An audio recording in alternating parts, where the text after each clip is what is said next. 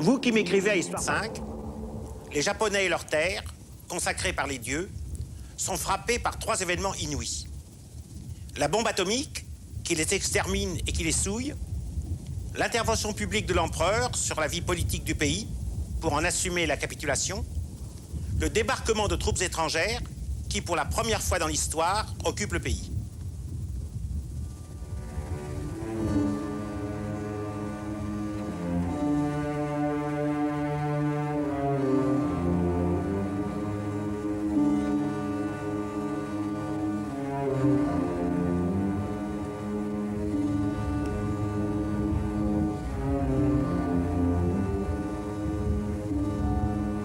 Pour commenter les actualités japonaises puis américaines, nous sommes avec Carol Gluck, qui enseigne à Columbia University, à New York, qui est, à mon goût, peut-être la meilleure historienne du Japon contemporain et de la société japonaise, et à qui je demande le sens de la grande catastrophe dont j'ai parlé, qui présentait les 3 aspects qu'on a dit. Pour les Japonais, très certainement, c'est midi, le 15 août 1945, qui constitue la date la plus importante, l'événement majeur, car il signifiait la fin de la guerre, la fin de l'état de guerre et un nouveau début pour le Japon de l'après-guerre. L'occupation a également été très importante en raison des incertitudes sur ce qui allait se passer. Quant à la bombe, elle était moins importante. Mais 50 ans plus tard, je dirais que le 15 août reste la date la plus importante dans le souvenir qu'ont les Japonais de la guerre, mais la bombe est en 2e place, car elle a donné au Japon une mission de paix dans la période de l'après-guerre. Eh bien, on va voir ces activités japonaises qui vous donneront l'occasion d'intervenir, je crois, plusieurs fois.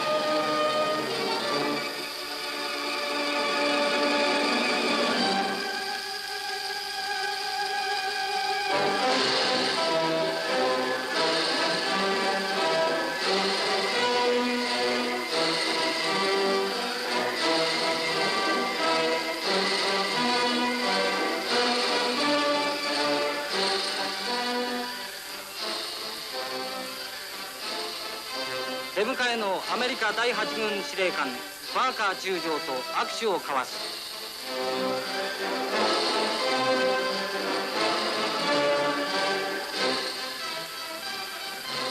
マッカーサー元帥は直ちに声明を発表。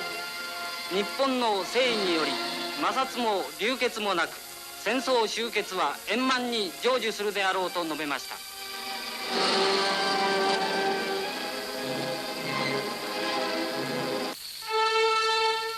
これより先27日連合軍の艦船による進駐部隊は相模湾逗子沖に停泊。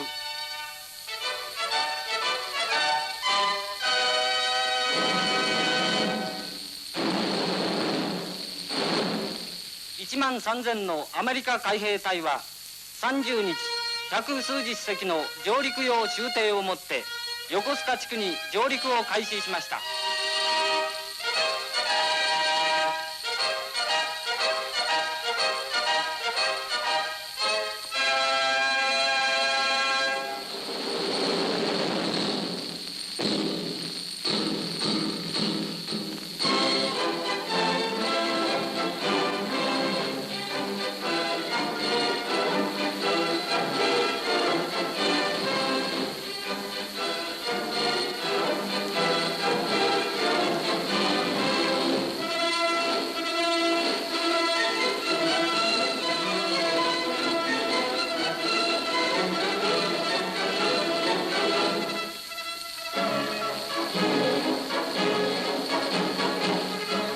戸塚横鎮長官とアメリカ軍指揮官バッジャー少将との間に同地区進駐の事務手続きが行われました。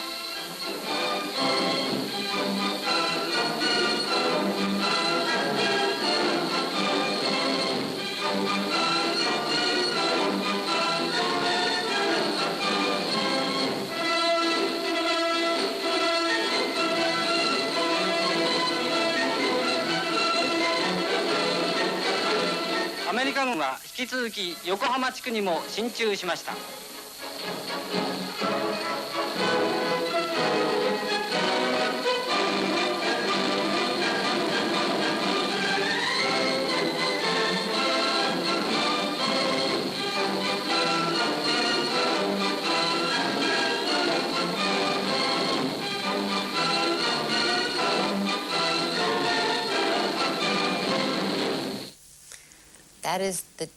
Vous voyez là les Japonais percevant la fin de la guerre par l'intermédiaire de films militaires américains. Et déjà, on voit que l'histoire, c'est que les Américains arrivent avec une efficacité extraordinaire, accompagnés de moyens techniques de pointe. Donc, il s'est agi d'une fin de guerre en douceur et sans versement de sang. Les deux symboles de l'occupation qui sont restés dans la mémoire des Japonais sont les jeeps et le général MacArthur. Et on les voit déjà ancrés dans le regard des Japonais dès septembre 1945.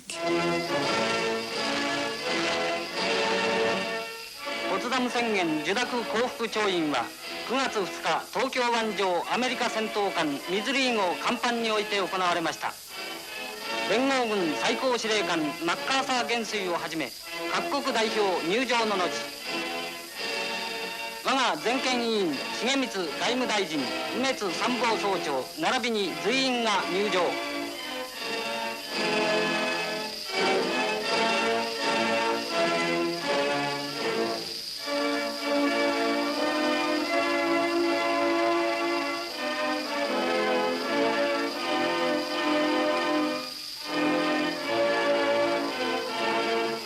午前9時4分、我が全権はそれぞれ降伏文書に調印を行いました。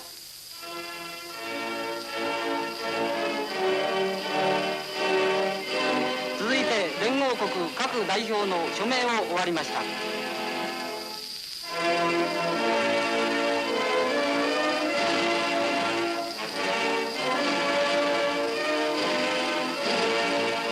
Carol Gluck, nous voyons ici pour la première fois, mais montrer aux Japonais, par les activités japonaises, leur reddition. Tout à l'heure, nous les verrons montrer aux Américains. Qu'est-ce que vous pouvez en dire? La cérémonie, qui a duré environ 22 minutes, est présentée d'une manière très brève dans les actualités japonaises parce qu'elle n'était pas considérée par les Japonais comme un événement majeur.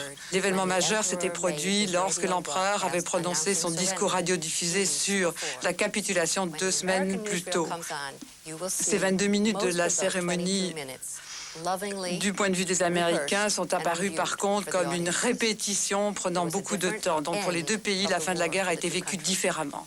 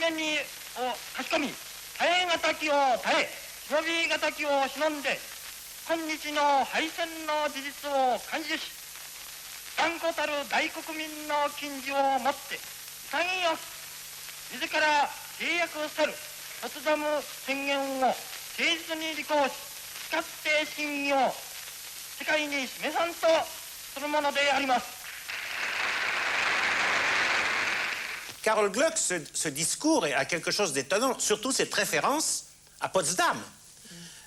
D'une certaine façon, ça me rappelle la fin de la Première Guerre mondiale où Guillaume II faisait référence aux 14 points de Wilson pour justifier sa capitulation. Qu'est-ce que Potsdam vient faire à ce moment?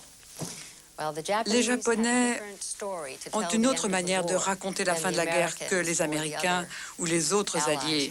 En effet, les Japonais racontent la fin de la guerre, et ils continuent à le faire aujourd'hui, en mentionnant la déclaration de Potsdam, la bombe atomique, l'entrée des Soviétiques dans la Deuxième Guerre mondiale, événement plus important pour les Japonais que pour les États-Unis, et ensuite la notification de la reddition le 15 août.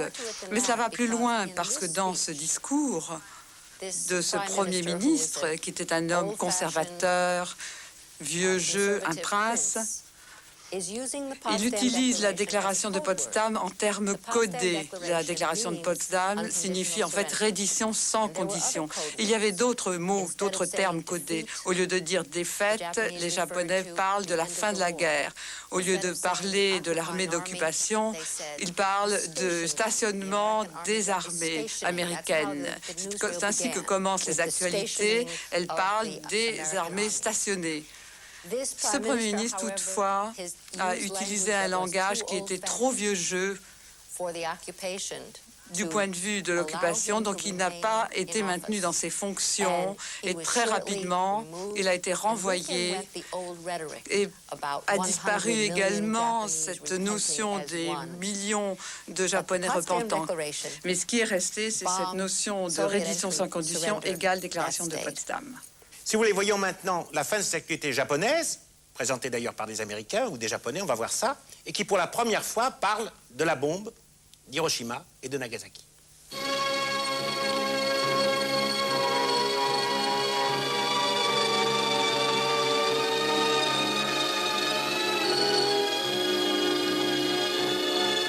Showa 20年8月6日 B29 より投下された原子爆弾は一瞬にして広島市を壊滅せしめた。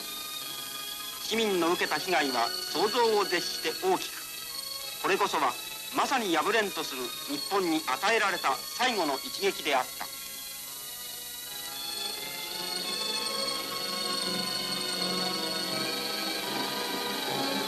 9月3日、賢くも天皇陛下には長住侍従を傘下の町広島にご左遷、実情を通させしめらる。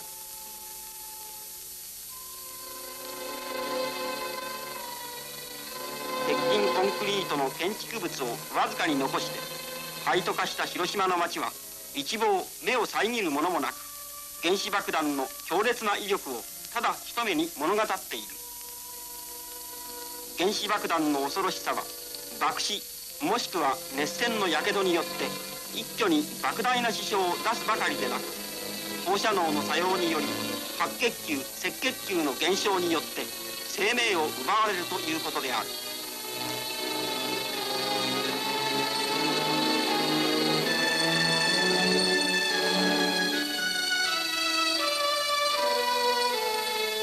爆心相生橋、敵の投下した爆弾は地上およそ550メートル、相生橋上空付近で炸裂したと言われる。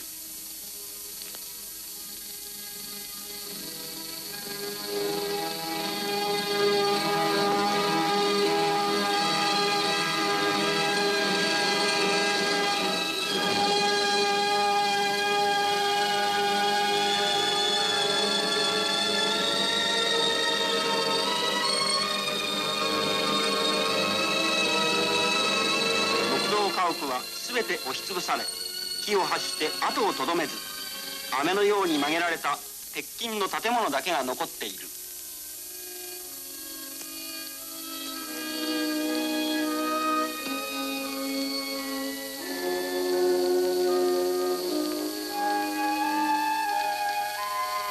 大木もへし折られた恋の城、美城として知られた広島城も石垣を残して天守閣をはじめ一切姿を消した。爆心から1キロ以内では直径50センチメートルの大木も耐えられないのである。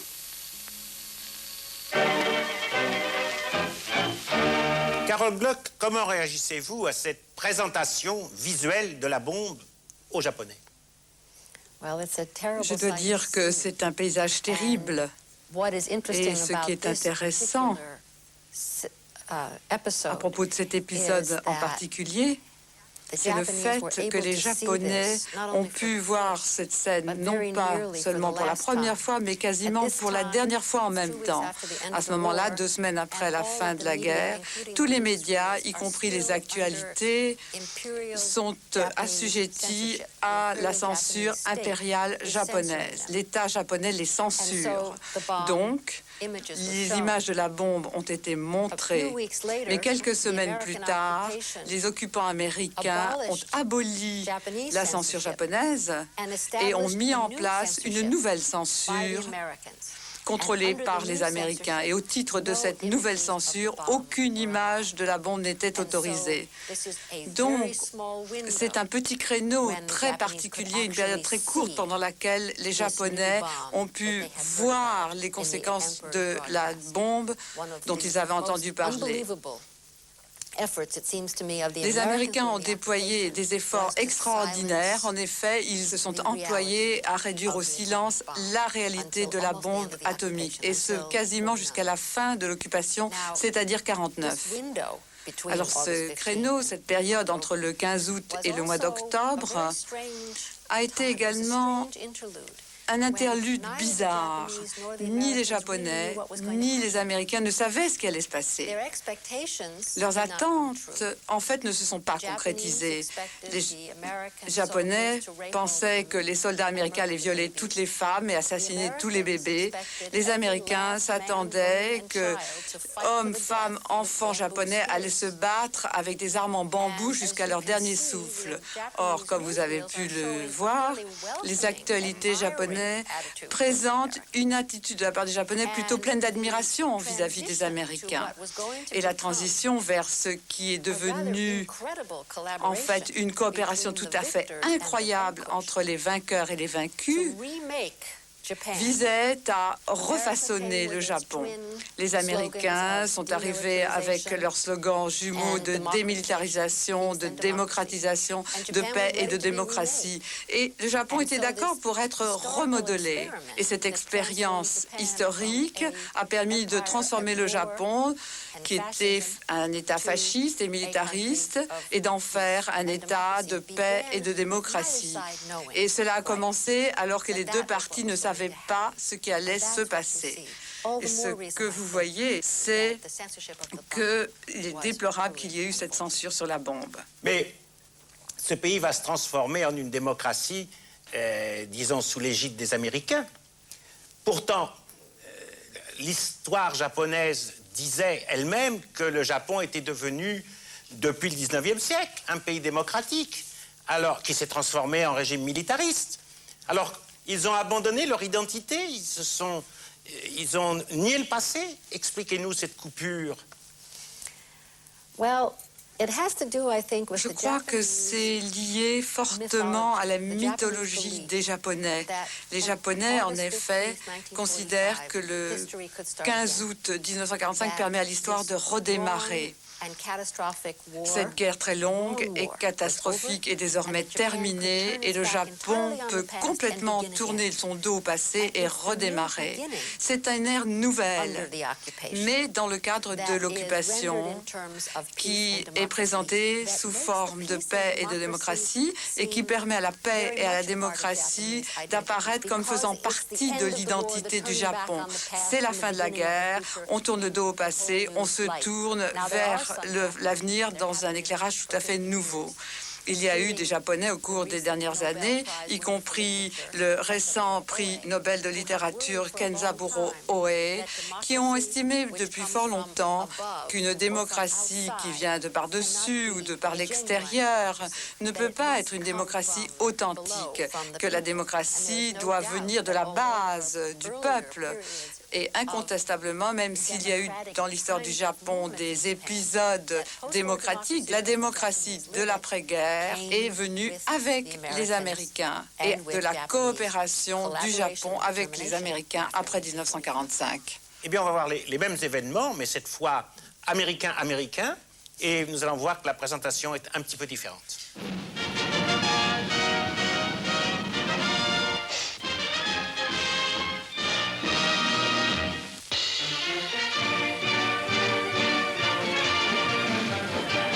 At Shrivenham, England, the Army opens one of its 4 GI university centers overseas. General Claude Thiel explains the plan. While you are here, you'll be required to perform no military duties. Your status will be that of a student, and our object is to make the atmosphere here the same as you would find on any university campus. It's a gigantic educational project for the more than 1 million soldiers in Europe waiting for transportation home. Here, a key figure in the dairying industry makes a personal appearance in an agriculture class. Both academic and vocational courses are included. In addition to the university centers in Europe, the Army will soon have 2,000 other schools in operation.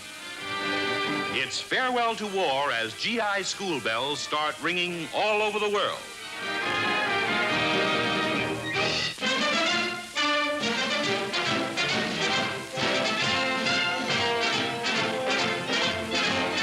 Peacetime football returns to the murky nightlight of Chicago Soldiers Field. 93,000 fans watch the Green Bay Packers, professional champions, beat Bernie Bierman's Collegiate All-Stars 19-7.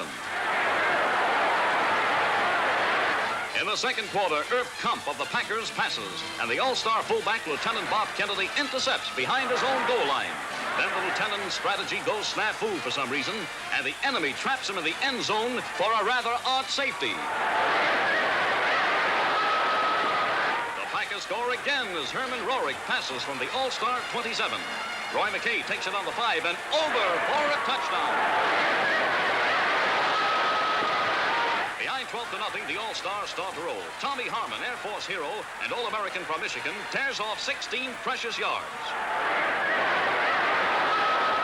A the next play, Kennedy takes a lateral from Bob Long, and then forward passes to Nick Scullin, who outruns the Packers secondary for a touchdown.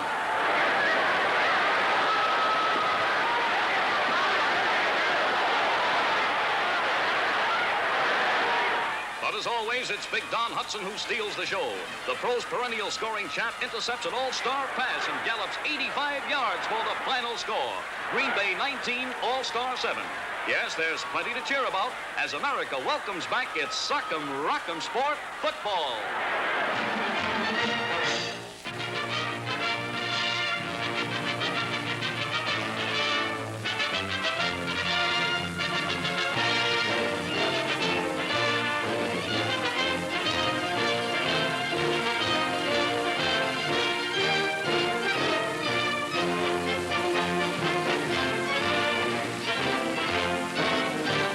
End of the road to Japan as the transport plane of General MacArthur lands at Atsugi Air Base.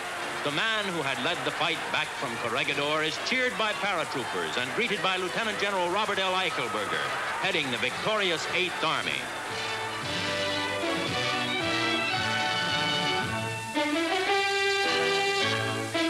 Only a short time before, back on our great base on Okinawa, preparations for Japan's occupation were complete. Hundreds of transport planes are ready for the strangest invasion in history, an invasion that came after and not before surrender. The entire 11th Airborne Division has been moved from Luzon in an amazing night and day operation. Then takeoff. The Spearhead forces are on their way to Atsugi, just 18 miles from Tokyo. Spearhead forces that will soon be followed by as many as 1 million more troops of occupation. As the planes land, the Japs clear out. Every caution was taken against trickery. It's the proudest day of all for these skyborne veterans who went through the hells of Leyte and Luzon, as the first American flag goes up over Atsugi. Now, Japanese officers make an appearance for a conference with members of General MacArthur's staff. Today, our plans are set to disarm the enemy, dismantle their war industries, and break the grip of Japanese militarism.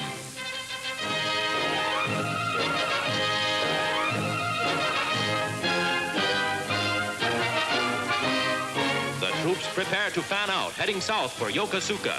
But first, they greet 5 liberated prisoners who hitchhike for miles to see their fellow countrymen. Earlier, in the waters off Okinawa, our vast 3rd Fleet was ready. Under an air cover of 1,200 planes, they steamed for Tokyo. The pattern of occupation was filling out. Aboard the Missouri, Admiral Halsey and his staff saw the end of the road for them. Behind them was an array of naval might that had blasted the way for Japan's final defeat. Halsey's 400 ships and 500,000 men were ready now for the occupation.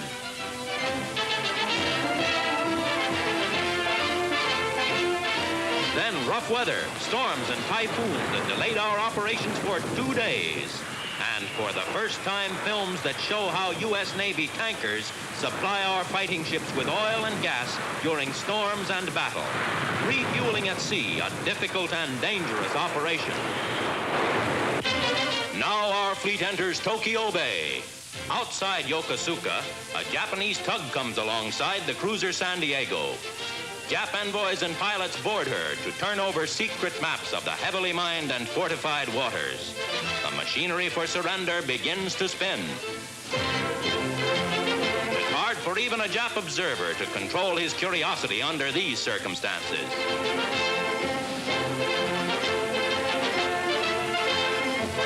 Steaming up Tokyo Bay, our men see midget submarines like those that struck Pearl Harbor and pocket Jap destroyers.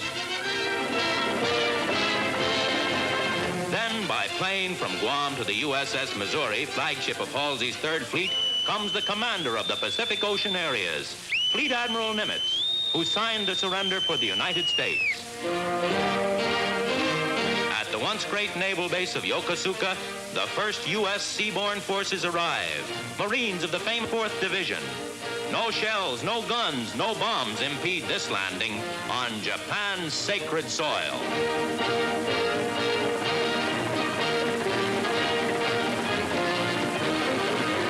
The conquerors swarm ashore, first enemy invaders in Nippon's 2,600-year history.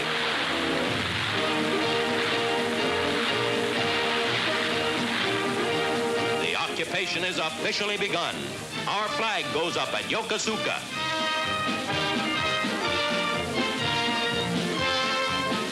Medaled Admiral Totsuko surrenders to Yanks in their working clothes as Japanese reporters and newsreel men record the event. Vice Admiral Carney, Halsey's chief of staff, accepts the surrender on behalf of the United States. Nearby, the fire-blackened hull of the battleship Nagato, once the pride of Japan's fleet, is surrendered too. The superstructure of the 33,000-ton vessel is torn and warped by pinpoint bombing. The American prize crew finds the Japanese sailors arrogant, even in defeat, like their army comrades, feeling no humility or remorse.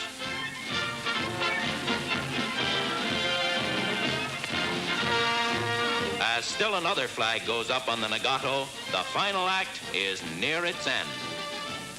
The stage is set for surrender on the mighty battleship Missouri. Today, as MacArthur assumes absolute control of Japan, the enemy begins to taste the full flavor of defeat.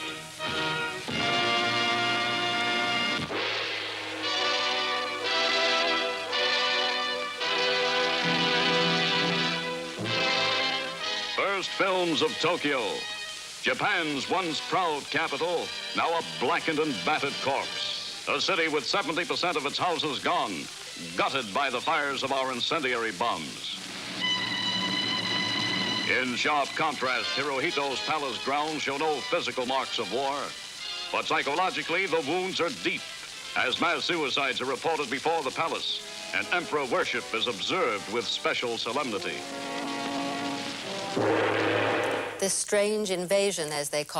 Cette invasion curieuse après la reddition et pas avant montre que les Américains contrôlent intégralement la situation. En fait, ils ne contrôlaient pas tout, car sur le plan juridique, il devait s'agir de l'occupation par les Alliés. Mais finalement, il s'est agi d'une occupation 100% américaine. Il avait été dit que les Japonais percevraient le goût amer total de la défaite lorsqu'ils seraient confrontés à l'armée d'occupation.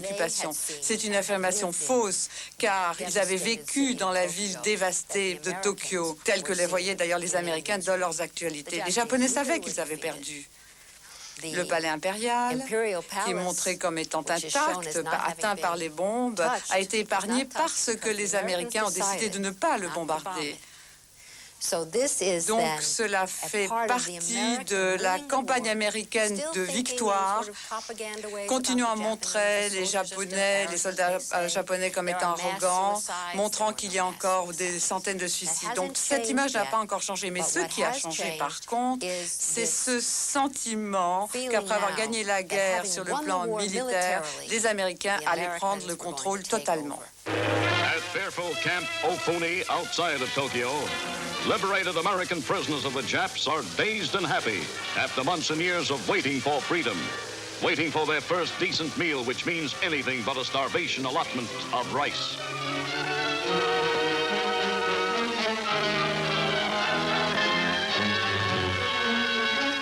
And they've waited to tell terrible news stories of filthy living conditions, of beatings by clubs and baseball bats, of the most barbarous brutality by prison guards, of cruel indifference to the most basic medical needs, like treatment for these burned hands, or for the broken arm of this pathetic and heroic man. And there were murders too, the deliberate butchery of unarmed men, deeds that shall be answered for in full as American justice descends upon a beaten but still arrogant Japan.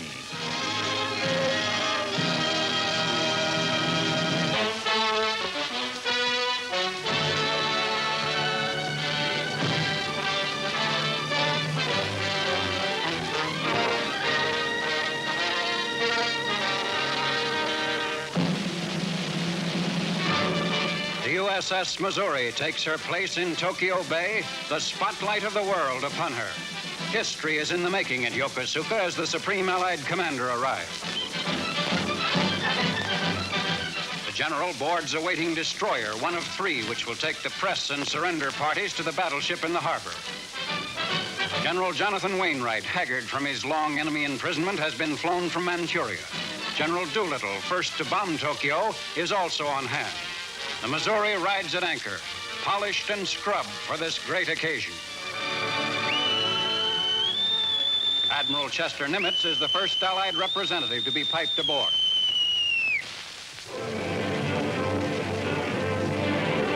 Now, MacArthur boards the mighty battleship and is greeted by the Admiral.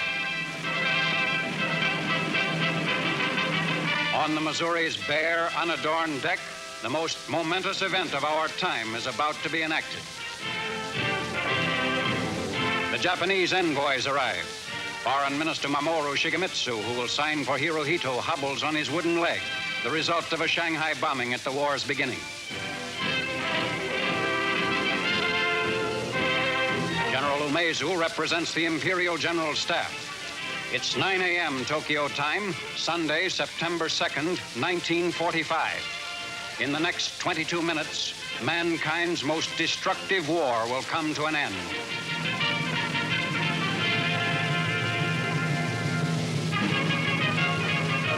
General MacArthur, who saw the war's beginning and darkest hour in the Philippines, calmly directs its end outside of Tokyo.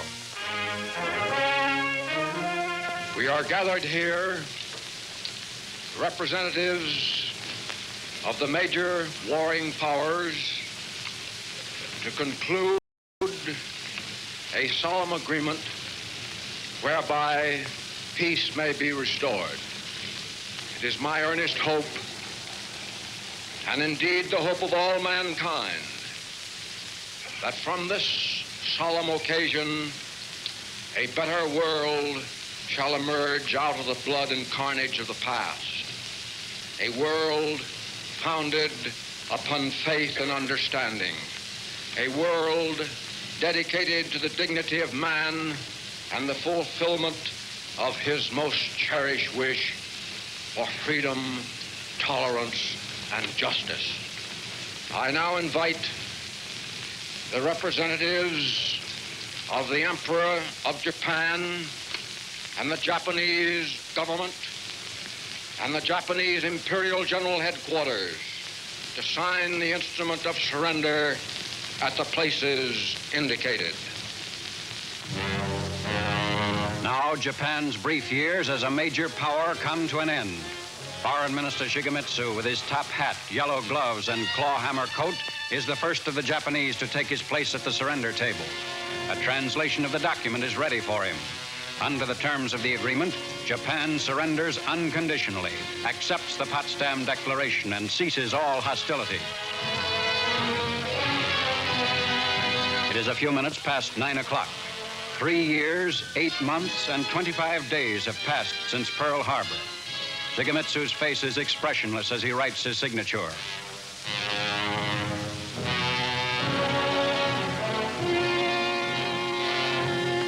Japan's second signer is the equally solemn Umezu. He remains standing and signs quickly. Then MacArthur says, Will General Wainwright and General Percival step forward and accompany me while I sign? It is 8 minutes past 9. In utter silence, flanked by General Wainwright and Lieutenant General Percival, who surrendered Singapore, General MacArthur signs for the United Nations. To Wainwright goes the pen with which he signed the first part of his name.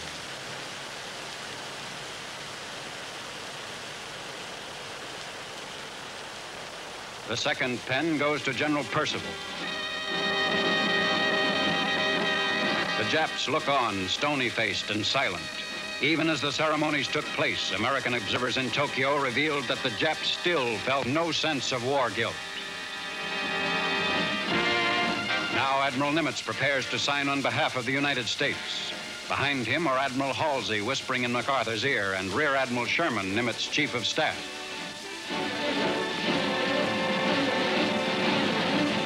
Then the other United Nations, among them China at war with Japan for 8 terrible years. Russia, whose dramatic entry came only a week before surrender. Let's pray that peace be now restored to the world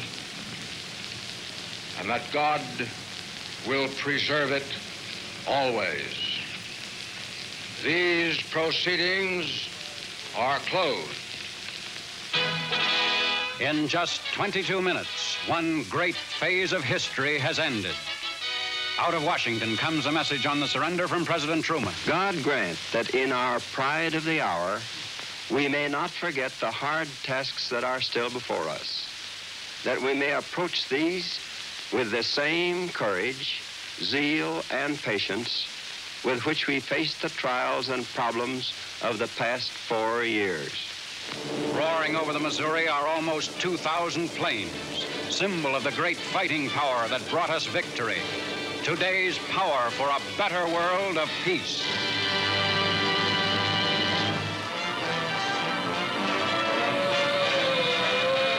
Portland. Mysterious fire levels Henry Kaiser's Oregon shipbuilding yards. A broken gas line reportedly started the blaze, which became a roaring conflagration in less than 10 minutes.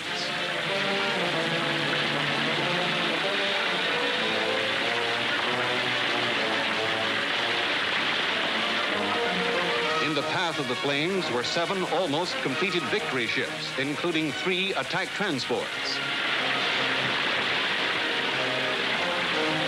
Fireboats, tugs, and Coast Guardsmen helped move the unfinished vessels to safety. This is the second costly fire at the yards in less than a year, with total damage set at $3 million.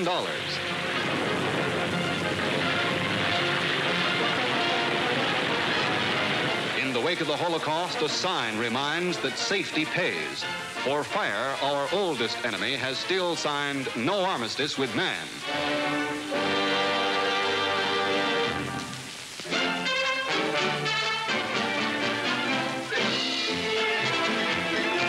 Peacetime baseball takes over as all official Washington turns out. It's the first time a president has attended a ball game since Pearl Harbor.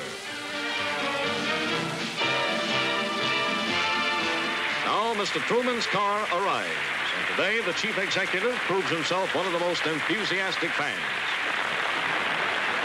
He meets Luke Sewell, St. Louis manager, and Ossie Bluege, boss of the Senators. Then, a surprise lefty, the president tosses out the first ball, and the game is on. Baseball has weathered the war, and the game deserves this toast from America's #1 fan. Now, baseball looks forward to the return of its war heroes and a new golden age for American sports.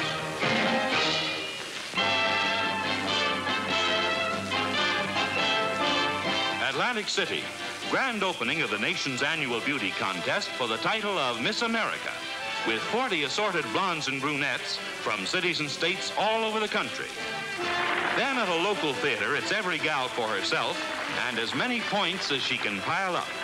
This year, for the first time, a $5,000 scholarship goes with the coveted title of Miss America 1945, and now eliminations have narrowed the contestants down to the final 5.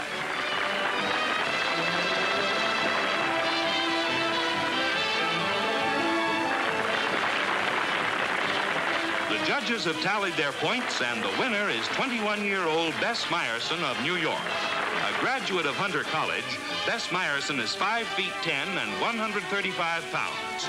Beauty with brains. That's Miss America 1945.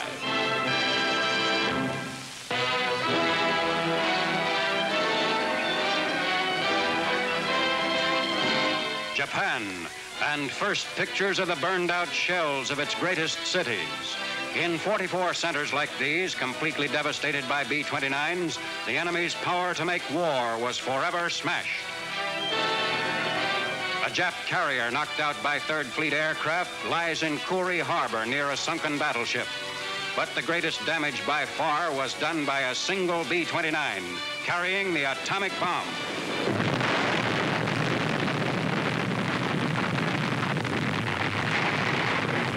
Nagasaki, hit on August 9th, is a flattened graveyard. The atomic bomb dropped by parachutes exploded in the air directly over the vast Mitsubishi industrial plant. Here, 26,000 were killed outright, 40,000 wounded. The devastation greater than all the fire raids on Tokyo. Hiroshima, from which the first explosion rocked the world, a city that was more desolate than the worst hit target in all of Europe. In the rubble that marks its annihilation, 126,000 died. 4 square miles, fully 60% of the city were leveled by a single bomb. This debacle at Hiroshima was the deciding factor in Japan's surrender. Though the Japanese complain that radioactivity in the ruins is still causing illness and death, civilians walk through Hiroshima's streets apparently unharmed. Death comes to a city, a terrible reminder to future aggressors that will last through all of history.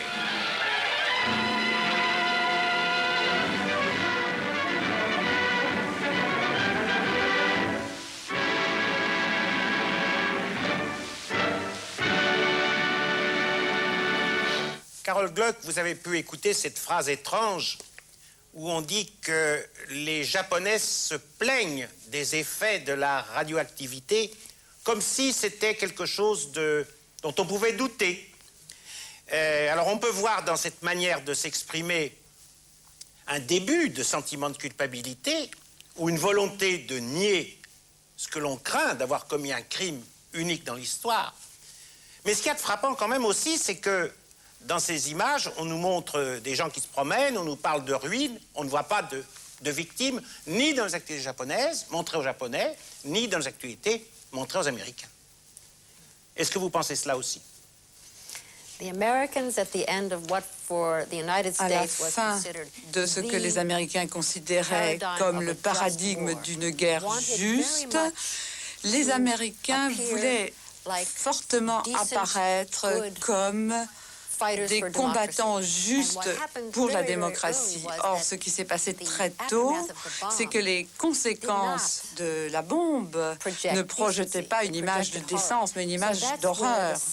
Et c'est là qu'apparaît le sentiment de culpabilité chez les Américains. C'était une blessure à l'amour-propre américain. Bien sûr. Alors maintenant, pour revenir aux Japonais, nous avons dit, vous avez dit, qu'une ère nouvelle commence, le Japon depuis la guerre.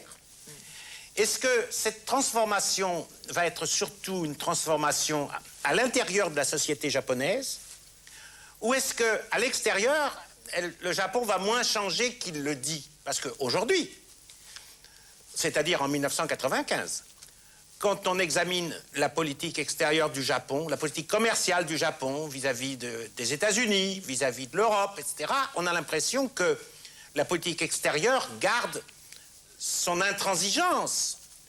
Mais la politique intérieure, et du moins la société, se sont-elles transformées? Les grandes mutations, les grandes transformations ont eu lieu au Japon, vers la paix, vers la démocratie et vers la prospérité. Mais il ne faut pas oublier que ce qui est venu avec l'occupation et l'après-guerre pour le Japon, c'est une période au cours de laquelle les États-Unis contrôlaient les relations internationales du Japon. Et sous le parapluie nucléaire des États-Unis, le Japon a été retiré de la scène des relations internationales. Lorsque le Japon a été rappelé sur la scène, ce qui s'est passé au cours des 10-15 dernières années, le Japon n'avait pas une expérience antérieure réussie. Les Japonais se rappelaient de la guerre et c'était le souvenir d'une défaite. Et d'autre part, les Japonais avaient été impliqués dans la guerre froide. Donc le grand défi pour le Japon d'aujourd'hui, c'est comme si 1995 était 1945 du point de vue des relations internationales. Quant aux transformations internes, elles se poursuivent et le grand défi, c'est que faire du Japon dans le monde. Et l'histoire de ces actualités de cette semaine du 2 septembre 1945, c'est que c'est le début de la période américano-japonaise. En 1945, c'est le début de l'histoire. Et le plus difficile pour les Japonais, c'est d'arriver à la fin. Pour eux, le plus difficile, c'est de retrouver une place dans le monde. Et cela ne peut se faire que sur la base de la paix, de la prospérité et de la démocratie. Au fond, ce que vous voulez dire, c'est qu'il y a eu une grande première coupure en 1945 et que maintenant, on assiste aussi à un changement qui est que l'ère du Japon américain est un petit peu terminée. C'est bien cela. Merci, Carole Gluck, pour vos analyses. La semaine prochaine, à Histoire parallèle, nous verrons des actualités allemandes et britanniques.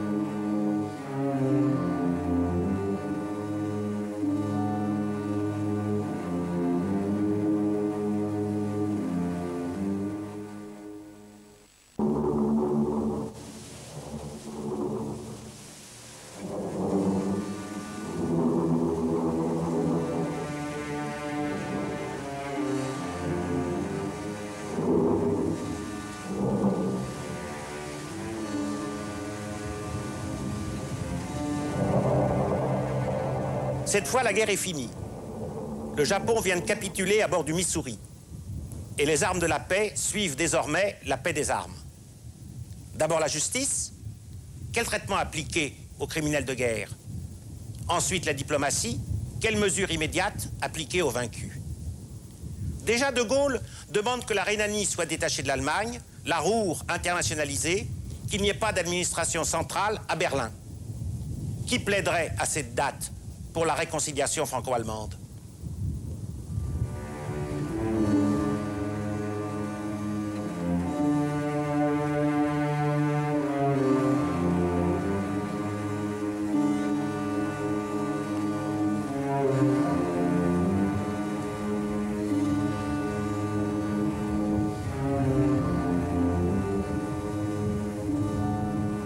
Pour commenter les actualités allemandes puis britanniques, nous sommes avec Gilbert Ziboura, professeur émérite à l'université de Braunschweig en Allemagne, ancien combattant, on l'a déjà vu plusieurs fois ici, et qui se trouve avoir écrit un grand livre, le premier sur Léon Blum, il y a quelques années, donc spécialiste d'histoire de la France. Mais en plus, comme témoin, vous allez nous dire, vous avez été un des premiers chantres de la réconciliation franco-allemande. C'est exact. Cela remonte approximativement à l'année 1947, mais il convient tout d'abord de rappeler brièvement le contexte, qui était très ambivalent et bien plus complexe qu'au lendemain de la Première Guerre mondiale. Il y a deux grands mouvements, ou disons un mouvement un peu plus important que l'autre dans l'optique des Français. Et la politique officielle à l'égard de l'Allemagne était de 1945 à 1947 une politique dure. Et la politique dans la zone d'occupation française était perçue par beaucoup d'Allemands à l'époque comme beaucoup plus dure que la politique anglaise ou américaine dans leur zone d'occupation. Donc, voilà l'un des éléments du contexte à rappeler. Mais, d'entrée de jeu, du côté français, là, c'était vraiment les Français qui étaient les plus actifs. Ce sont les Français qui ont imaginé les premiers l'idée de la réconciliation entre l'Allemagne et la France. Ces premières idées apparaissent dans la résistance française. Je voudrais simplement citer Freinet, Combat, où, d'entrée de jeu, on a dit qu'au lendemain de la guerre, et contrairement à ce qui s'était passé après la Première Guerre mondiale, il convient d'essayer de façon très systématique de nous rapprocher des Allemands. En 1945, Joseph Rowan publie un célèbre article dans la revue Esprit, L'Allemagne de nos mérites. C'était un élément qui a permis de dire à ce moment-là qu'il fallait jeter les bases d'un rapprochement, d'une entente, et par chance, dans la zone d'occupation française, au gouvernement militaire français à Baden-Baden, il y avait dans la division culturelle des personnalités qui ont pris cela immédiatement en main. Il y a un homme qu'il faut absolument citer et qui force le respect, Jean Moreau, qui a commencé à organiser les premières rencontres de jeunes et d'étudiants franco-allemands. J'ai pris part à l'une de ces rencontres en 1947 sur le lac de Constance à Überlingen. C'est une célèbre rencontre qui a jeté les bases de mon travail futur.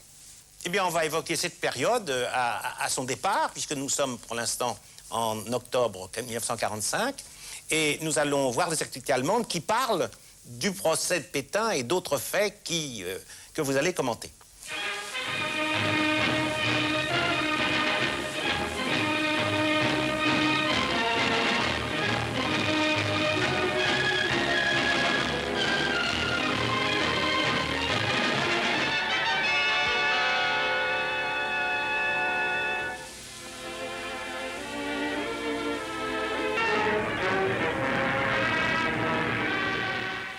Gilbert Ziboura, cette présentation par les actualités est incroyable parce qu'on ne dit rien. On montre un catalogue de personnages que les Allemands ne connaissent pas, bien entendu.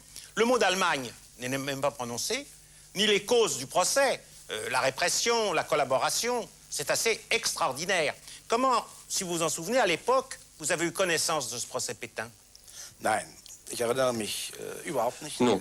je ne m'en souviens absolument pas. Je n'ai aucun souvenir de ces images. Et je ne crois pas qu'à l'époque, les Allemands se soient beaucoup intéressés à ce qui se passait en France. En tout cas, ils ne s'intéressaient pas beaucoup à tout ce qui concernait la collaboration et ou la résistance. Les deux choses étaient des expériences réelles, concrètes. Chacun avait eu des contacts, positifs ou négatifs. Mais en septembre 1945, ce procès est presque passé inaperçu en Allemagne. Le débat qui, très progressivement, a commencé en France sur l'interprétation, l'appréciation du régime de Vichy, sur l'appréciation du rôle de Pétain, sur le rôle de Laval. Et Marc Ferraud, vous êtes beaucoup intéressé à cette question. Tout ce débat s'amplifie beaucoup plus tard, dans les années 60, 70, 80. Et c'est à ce moment-là où, en Allemagne, on constate que l'intérêt apporté pour le régime de Vichy est vital, même dans l'optique de l'histoire allemande. Les premières études ont été entreprises dans les années 60 et 70, lesquelles études montrent comment le national-socialisme a essayé d'instaurer une sorte d'hégémonie en France et comment, et ça c'est quelque chose qu'on ne comprend pas encore très bien ni en France ni en Allemagne, et comment cette hégémonie, ce pouvoir ne pouvait pas seulement s'appuyer sur la répression, l'oppression, la contrainte, mais aussi devait s'appuyer sur des éléments de l'administration française, de la police française, etc., qui ont essayé, qui ont même réussi, plus que de raison, de suivre et de faire mieux encore, d'exécuter à l'excès les ordres allemands. Et nous avons du mal à comprendre cela, bien que ce phénomène du zèle, pour utiliser ce terme, a existé très clairement en Allemagne aussi. Mais à l'époque, en septembre 1945, ce procès Pétain ne jouait presque aucun rôle, mais comme vous le dites très très justement, ce qu'on a vu dans ces images le montre, tout cela n'amène absolument pas les Allemands à réfléchir de façon critique à ce qui s'est passé et ne les amène absolument pas à intégrer cette réflexion dans leur propre façon de traiter le passé. Bien, on va voir maintenant des sujets qui concernent la France et l'Allemagne, puisqu'il s'agit un peu de la reconstruction.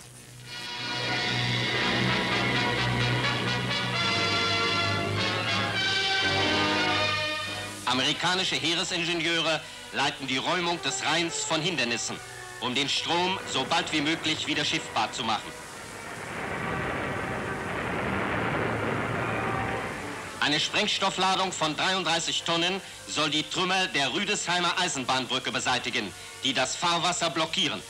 Die Brücke, wie fast alle Rheinbrücken, wurde von der Wehrmacht bei ihrem Rückzug gesprengt. Dieser schwimmende Riesenkran wurde in Holland gebaut. Er kann eine Last von 250 Tonnen heben und wird die Entfernung von Sperren und Hindernissen aus dem Rhein beschleunigen. Die Rheinschifffahrt ist vor allem für den Transport von Nahrungsmitteln und Heizmaterial für den kommenden Winter wichtig. Die Alliierten haben alle Kräfte zur Beschleunigung der Räumarbeiten eingesetzt. Und größere Strecken des Rheins werden schon vor dem Herbst wieder befahrbar sein.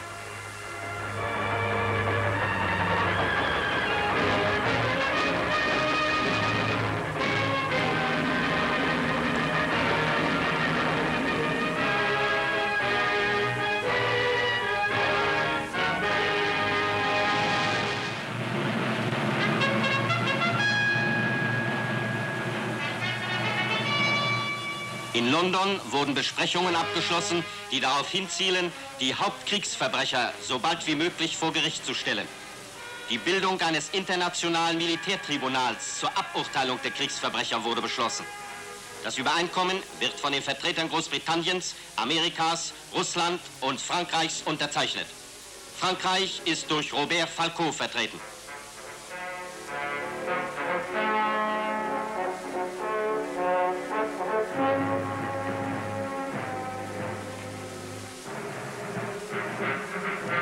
Für Russland zeichnet Professor Trainin, Nikitschenko, Vizepräsident des obersten russischen Gerichtshofs. Der englische Lordkanzler Lord Jowett und der amerikanische Bundesrichter Robert Jackson. Alle Vorbereitungen für einen baldigen Prozessbeginn in Nürnberg sind getroffen.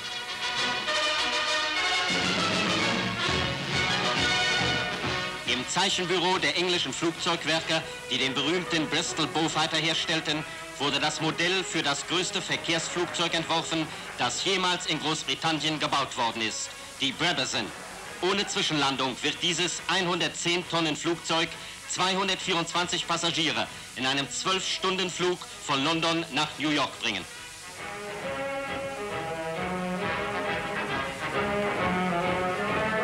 Gleichzeitig wird an der Herstellung des neuesten Helikopterflugzeuges, des Heli-Taxis, gearbeitet.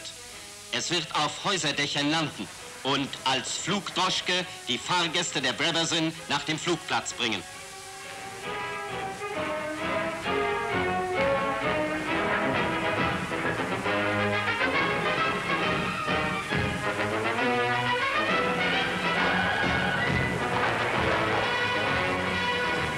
Die Brabazon bekommt 4 Motore von je 2500 Pferdestärken und wird eine Stundengeschwindigkeit von mehr als 500 Kilometern haben.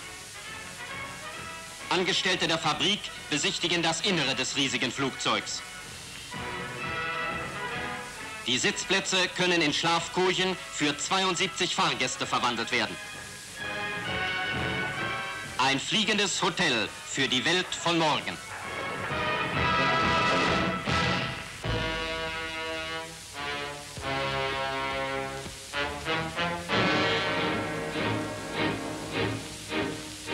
Immer mehr Wehrmachtsangehörige verlassen Norwegen, um am Wiederaufbau in Deutschland tatkräftig mitzuhelfen.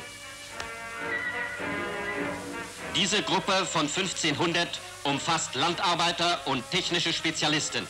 Nach der Landung in Lübeck werden sie auf den Feldern und in den Industrien zu lebensnotwendigen Arbeiten eingesetzt werden. Sie kehren zu ihren Friedensberufen zurück und dienen so am besten dem Wohl der Allgemeinheit.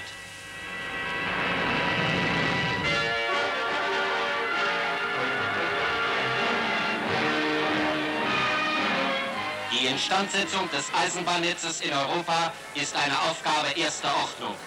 Die Versorgung der Bevölkerung mit Heizmaterial und Lebensmitteln hängt großenteils von den Transportmöglichkeiten ab. Bei ihrem Rückzug zerstörte die Wehrmacht die französischen Brücken, Verschiebebahnhöfe und Knotenpunkte. Alliierte Flieger bombten die Munitionszüge und Truppentransporte der fliehenden Wehrmacht. Das französische Transportwesen lag im Chaos.